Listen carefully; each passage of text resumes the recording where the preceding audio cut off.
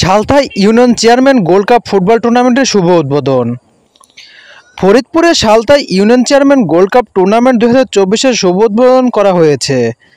বুধবার 3রা জুলাই বিকাল 4টায় উপজেলা প্রশাসনের আয়োজনে সালথা সরকারি মডেল প্রাথমিক বিদ্যালয় মাঠে এ টুর্নামেন্টের শুভ উদ্বোধন করেন ফরিদপুরের জেলা প্রশাসক মোহাম্মদ কামরুল হাসান তালুকদার পিপিএ। উদ্বোধনের শুরুতে জাতীয় সঙ্গীতের সাথে পতাকা উত্তোলন করা হয়। পরে বেলুন ও পায়রা উড়িয়ে টুর্নামেন্টের শুভ উদ্বোধন করেন অতিথিরা। উদ্বোধনী ম্যাচে রামকান্তপুর ইউনিয়ন একাদশ বনাম গোটি ইউনিয়ন একাদশ অংশগ্রহণ করে। উপজেলা নির্বাহী অফিসার মোহাম্মদ আনিসুর রহমান বালির সভাপতিত্বে এ সময় বিশেষ অতিথি হিসেবে উপস্থিত ছিলেন উপজেলা পরিষদের চেয়ারম্যান মোহাম্মদ ওয়াদুদ মাতব্বর।